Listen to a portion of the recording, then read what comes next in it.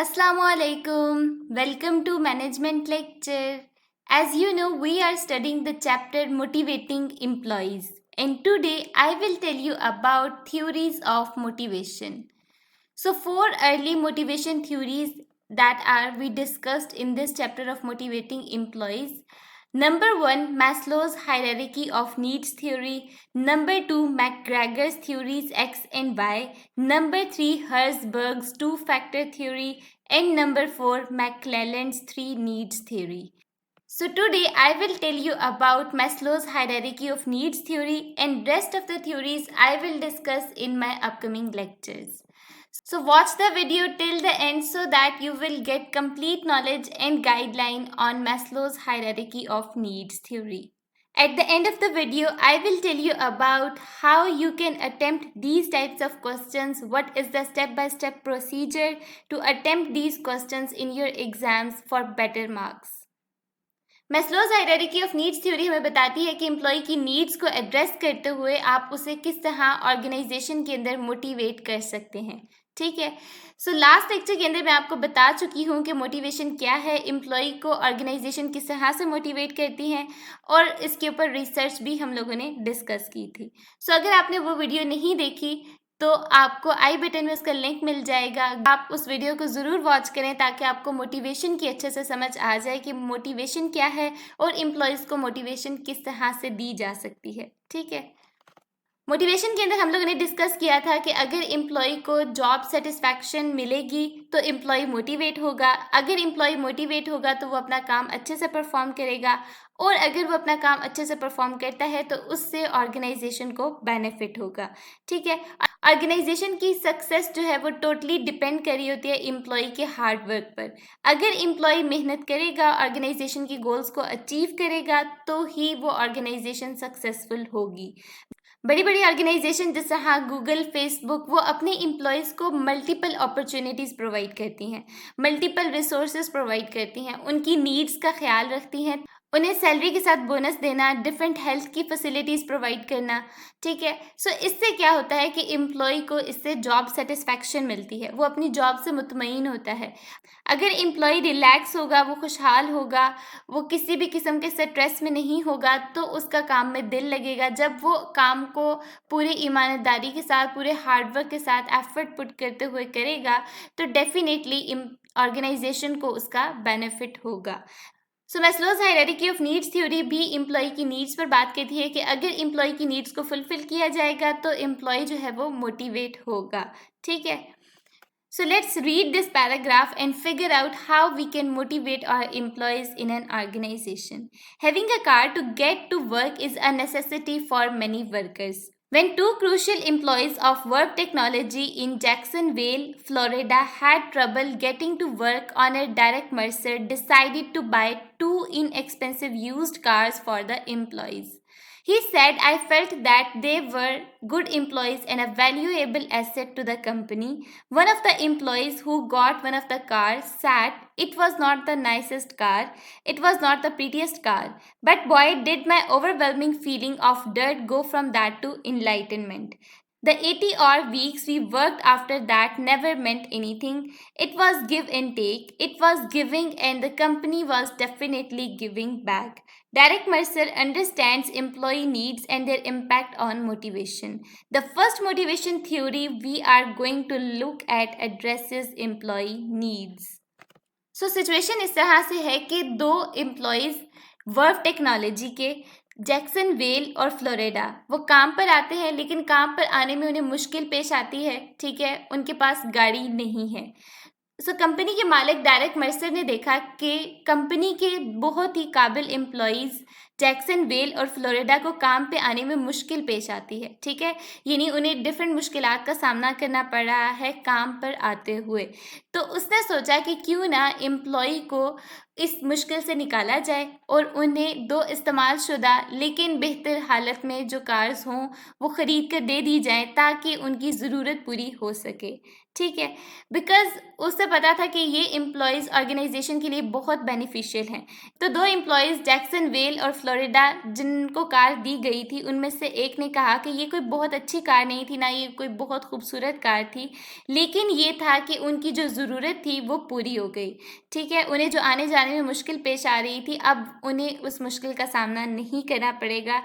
यानी उनके अंदर जो एक डर था, एक खौफ था, वो वाली जो फीलिंग है वो डायरेक्ट मर्सर ने ख़त्म कर दी। ठीक है, यानी उन्हें अब रोशन ख्याली और खुशहाली की तरफ वो ले गया। वो कहते हैं कि वो कंपनी के अंदर 80 और वीक्स काम करते हैं। ठीक है, और उन्हें इसके बदले में कुछ ना कुछ दिया जाता है, लाइक उन्हें पे मिलती है, उन्हें डिफरेंट अपॉर्चुनिटीज़ मिलती हैं। तो ये एक गिव एंड टेक का सिस्टम है। डायरेक्ट मर्सर ने एम्प्लॉय की ज़रूरत को अंडरस्टैंड किया और उसे मोटिवेट करने के लिए क्या किया कि उसे कार ख़रीद कर दे दी, जिससे एम्प्लॉय को जॉब सेटिस्फैक्शन मिली और एम्प्लॉय मोटिवेट भी हुआ। ठीक है, तो जो पहली मोटिवेशन थ्योरी है वो हमें क्या बता रही है? वो बता रही है कि एम्प्लॉय की नीड्स को सेटिस्फाई किया जाना चाहिए। ठीक है, सो आई होप कि आपको इस एग्जाम्पल से समझ आ गई होगी कि डायरेक्ट मर्सर ने किस तरह अपने एम्प्लॉयज़ की ज़रूरत को अंडरस्टैंड किया और उन्हें दो इनएक्सपेंसिव यूज्ड कार ख़रीद कर दे दी, ताकि एम्प्लॉय को जॉब सेटिस्फैक्शन मिले और अल्टीमेटली ऑर्गेनाइजेशन अपने सक्सेस की तरफ रवां दवा रहे। ठीक है, सो इस स्लाइड के अंदर बेसिकली एक एग्जाम्पल डिस्कस की गई है और आपको ये बताया जा रहा है कि Maslow's hierarchy of needs theory employ की नीड्स पर बात करती है। ठीक है, सबसे बेहतरीन मोटिवेशन थ्योरी कौन सी है? Abraham Maslow's hierarchy of needs theory, जो अभी हम लोग पढ़ रहे हैं। ठीक है, सो मैस्लो एक फिजियोलॉजिस्ट था और उसने बताया कि हर पर्सन के अंदर हायरार्की ऑफ 5 नीड्स होती है। ठीक है, यानी 5 नीड्स के लेवल होते हैं। Number 1 physiological needs, number 2 safety needs, number 3 social needs, number 4 esteem needs and number 5 self actualization needs. So we will discuss all the needs one by one. Number 1 is physiological needs. A person's needs for food, drink, shelter and other physical requirements. Physiological needs में किसी भी person की basic needs आ जाती हैं, जिस तरह जिंदा रहने के लिए खुराक, पानी, घर और दूसरी अशिया का यानी उसकी ज़रूरियात का पूरा होना बहुत ज़रूरी है। ठीक है, number 2 safety needs. A person needs for security and protection from physical and emotional harm as well as assurance that physical needs will continue to be met.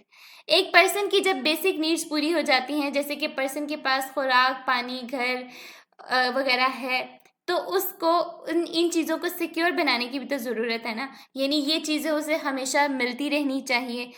सो इस ज़रूरत को सेफ्टी नीड्स कहते हैं। ठीक है, यानी अगर एक पर्सन के पास रिसोर्सेज हैं, जैसे कि जॉब है, उसके पास कोई ज़मीन है, तो उस ज़मीन को कोई भी फिज़िकल या इमोशनल हार्म ना पहुँचे।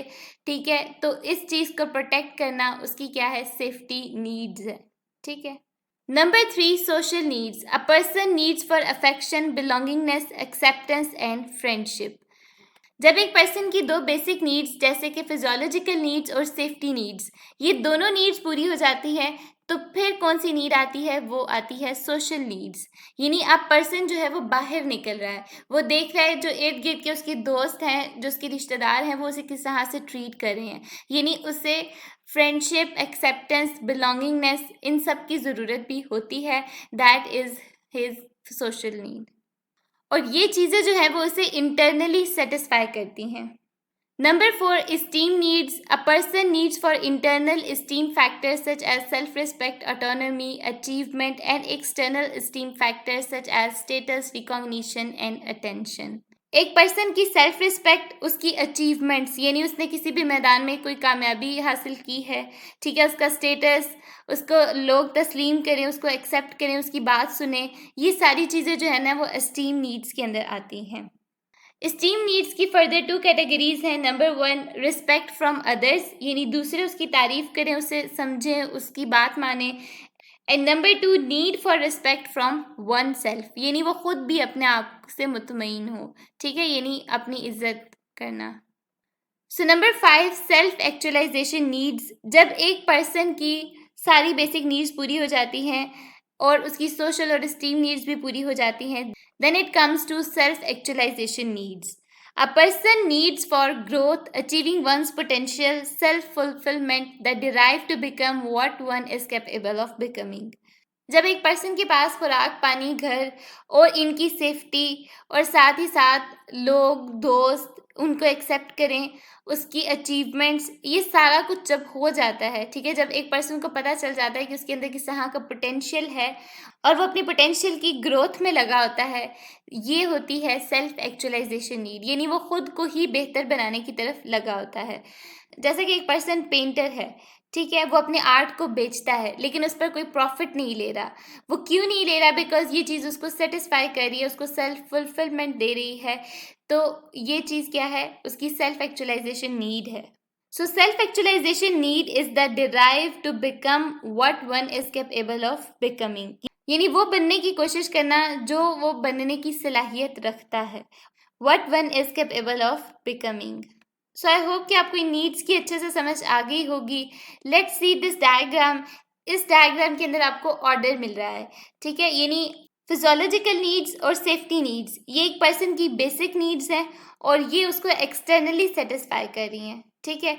जबकि social esteem and self actualization needs, ये एक पर्सन की हायर ऑर्डर नीड्स हैं और ये एक पर्सन को इंटरनली सेटिस्फाई कर रही हैं, ठीक है। जिसे हम लोगों ने सोशल और एस्टीम नीड्स के अंदर पढ़ा, यानी वो चाहता है कि लोग उसे जाने, उसे पहचाने, उसकी बात माने, ठीक है, उसका फ्रेंड सर्कल हो, उसके रिलेशनशिप्स अच्छे हों। तो ये सारी की सारी चीज़ें जो है ना वो उसको इंटरनली सेटिस्फाई करती हैं। सो आई होप कि अब आपको समझ आ गई होगी hierarchy of 5 needs with in a person. So how does Maslow's theory explain motivation?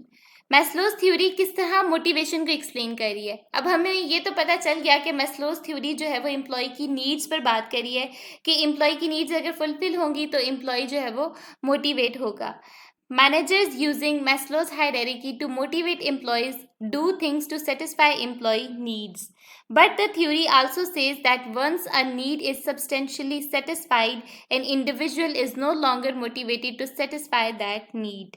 Therefore, to motivate someone, you need to understand what need level that person is on in the hierarchy and focus on satisfying at or above that level. Organization के अंदर managers Maslow's hierarchy of needs theory को use करते हुए employ को motivate करते हैं, यानी वो ऐसी चीज़ें करते हैं, ऐसे टास्क परफॉर्म करते हैं जिससे एम्प्लॉय की नीड सेटिस्फाई हो।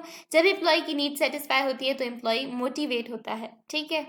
जिस तरह जैक्सन वेल और फ्लोरिडा के पास अगर पहले से ही कार होती और डायरेक्ट मर्सर उसे एक और कार लेके दे देता तो एम्प्लॉय की नीड सेटिस्फाई तो ना हुई, बिकॉज उसे उसकी चीज़ की ज़रूरत ही नहीं है, उसके पास तो पहले से ही गाड़ी है, ठीक है।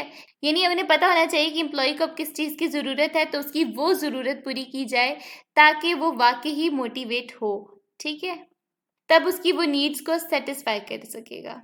Maslow's need theory was widely recognized during the 1960s and 1970s, especially among practicing managers, probably because it was intuitively logical and easy to understand.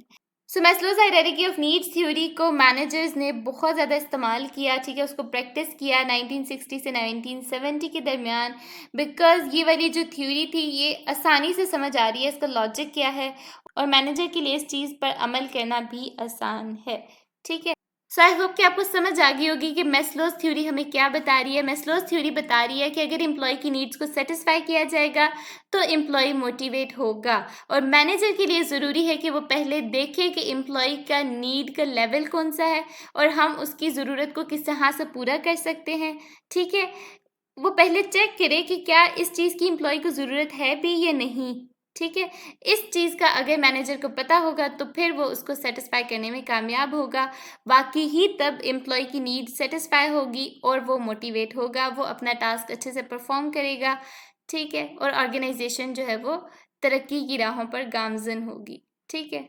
So paper के अंदर आप लोगों ने इस क्वेश्चन को किस तरह से अटेम्प्ट करना है, आपने पहले बताना है कि Maslow's hierarchy of needs theory किस चीज़ पर बात कर रही है, ठीक है। पहले आपने उसका थोड़ा सा इंट्रोडक्शन देना है, देन आपने उन 5 नीड्स को डिस्कस करना है। 5 नीड्स को डिस्कस करने के साथ साथ आपने एक डायग्राम बनानी है, उस डायग्राम के साथ साथ आप उस एग्जाम्पल को भी एक्सप्लेन कर सकते हैं जो हम लोगों ने स्टार्ट में डिस्कस की, डायरेक्ट मर्सर वाली, एंड देन आपने बताना है इसका कंक्लूजन कि मैस्लोज थ्योरी किस तरह से मोटिवेशन को एक्सप्लेन करती है, and then your question will finally end. ठीक है। आई होप कि आपको सारी चीज़ों की बहुत अच्छे से समझ आ गई होगी। If you have any question, any query related to Maslow's hierarchy of needs theory, put it in comment section. I will definitely reply you. So don't forget to subscribe this channel for amazing management lectures because it's a huge motivation for me. Okay? So happy learning.